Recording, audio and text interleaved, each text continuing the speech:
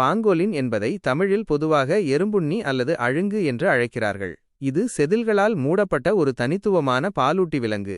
இதன் முக்கிய தகவல்கள் இங்கே. உடல் அமைப்பு மற்றும் பண்புகள். செதில்கள். பாங்கோலின் உடலின் தலை தவிர மற்ற அனைத்து பகுதிகளும் கடினமான கேரட்டின் எனப்படும் புரதத்தால் ஆன செதில்களால் மூடப்பட்டிருக்கும். இது மனித நகங்களில் உள்ள அதே புரதமாகும். ஆபத்து ஏற்பட்டால் இவை தங்கள் உடலை ஒரு பந்து போல சுருட்டிக்கொண்டு தங்களை பாதுகாத்துக் கொள்கின்றன.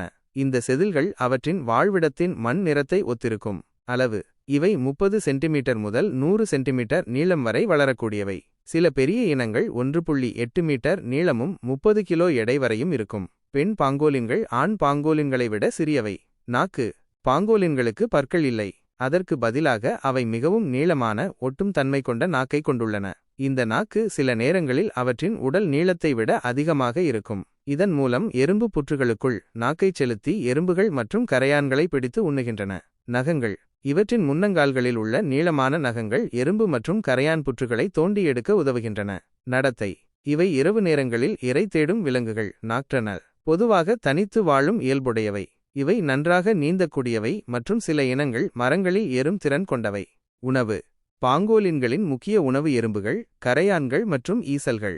ஒரு பாங்கோலின் ஒரு நாளைக்கு சுமார் 20,000 பூச்சிகளையும் ஒரு வருடத்திற்கு சுமார் 70 மில்லியன் பூச்சிகளையும் உண்ணும் என்று ஆய்வுகள் தெரிவிக்கின்றன.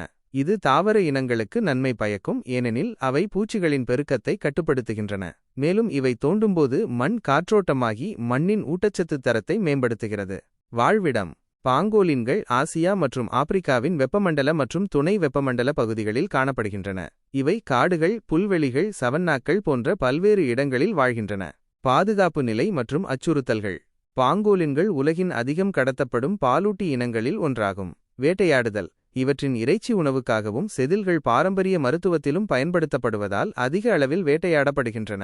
செதில்களில் எந்த மருத்துவ குணமும் இல்லை என்று அறிவியல் பூர்வமாக நிரூபிக்கப்பட்ட போதிலும் பல நாடுகளில் தவறான நம்பிக்கைகள் நிலவுகின்றன. குறிப்பாக சீனா மற்றும் வியட்நாம் போன்ற நாடுகளில் இவற்றிற்கு அதிக தேவை உள்ளது. வாழ்விட இழப்பு. காடழிப்பு மற்றும் விவசாய நடவடிக்கைகளால் அவற்றின் வாழ்விடங்கள் அழிக்கப்படுவதும் உணவின்மை ஏற்படுவதும் அவற்றின் எண்ணிக்கையை குறைக்கின்றன. சட்ட பாதுகாப்பு. இந்திய வனவிலங்கு பாதுகாப்பு சட்டம் 1972 கீழ் இந்தியாவில் காணப்படும் இந்திய பாங்கோலின் மற்றும் சீன பாங்கோலின் ஆகிய 2 இனங்களுக்கும் மிக உயர்ந்த பாதுகாப்பு வழங்கப்பட்டுள்ளது. இவற்றை வேட்டையாடுவது, பிடிப்பது அல்லது அவற்றின் செதில்களை வைத்திருப்பது போன்ற செயல்களுக்கு கடுமையான சிறை தண்டனை மற்றும் அபராதம் விதிக்கப்படும். இருந்தபோதிலும் சர்வதேச அளவில் சட்டவிரோத வர்த்தகம் இன்னும் தொடர்ந்து நடைபெறுகிறது. பாங்கோலின் இனங்கள் அழிவின் விளிம்பில் உள்ள உயிரினங்களாக கருதப்படுகின்றன. இவற்றை பாதுகாப்பதற்கான விழிப்புணர்வும் சட்ட அமலாக்கமும் மிகவும் அவசியம்.